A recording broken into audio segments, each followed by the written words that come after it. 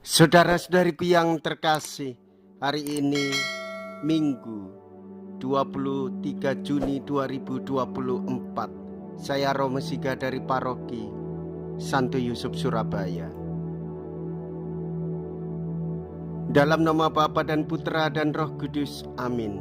Kita memasuki hari Minggu biasa ke-12. Menyadari dan mengakui dosa sendiri tidaklah mudah. Sering kita perlukan bantuan orang lain agar mampu menduga betapa dalam kita jatuh. Itulah yang dilakukan Nathan terhadap Daud. Tetapi barang siapa bertobat dan mengimani kerahiman Tuhan, tak usah cemas dan takut. Angin dan danau pun taat kepada Yesus. Mea culpa, mea culpa, mea maxima culpa. Marilah kita berdoa. Allah Bapa yang Maha Rahim, berilah kami roh kebijaksanaan dan pengertian, agar dapat memahami segala maksud-Mu atas kami. Semoga kami meyakini bahwa Engkaulah yang berbicara kepada kami dalam diri Yesus Kristus Putra-Mu, Tuhan dan pengantara kami, yang hidup dan berkuasa bersama dengan Dikau dalam persatuan Roh Kudus, Allah sepanjang segala masa. Amin. Tuhan bersamamu dan bersama rohmu. Inilah Injil suci menurut Matius. Dimuliakanlah Tuhan. Matius bab 4 ayat 35 sampai dengan ayat 40. Pada suatu hari ketika hari sudah petang, Yesus berkata kepada murid-muridnya, "Marilah kita bertolak ke seberang."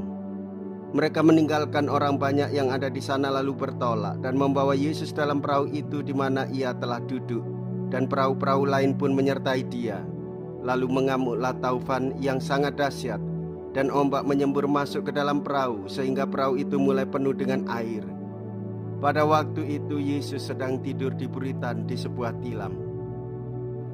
Maka murid-murid membangunkan Yesus dan berkata kepadanya, "Guru, Engkau tidak peduli kalau kita binasa." Yesus pun bangun, menghardik angin itu dan berkata kepada danau itu, "Diam, tenanglah." Lalu angin itu reda dan danau pun menjadi teduh sekali. Lalu Yesus berkata kepada murid-muridnya, "Mengapa kamu begitu takut? Mengapa kamu tidak percaya?" Mereka menjadi sangat takut dan berkata seorang kepada yang lain, "Siapakah gerangan orang ini? Angin dan danau pun taat kepadanya." Demikianlah sabda Tuhan. Terpujilah Kristus. Saudara-saudariku yang terkasih, sebagai orang Katolik kita menyadari bahwa kita hanya bergantung kepada Tuhan Yesus. Setelah mendengarkan kisah bagaimana para murid cemas, takut, mengalami situasi luar biasa yang dialami, yaitu kekhawatiran ketika berada di dalam perahu dihempas oleh angin dan taufan.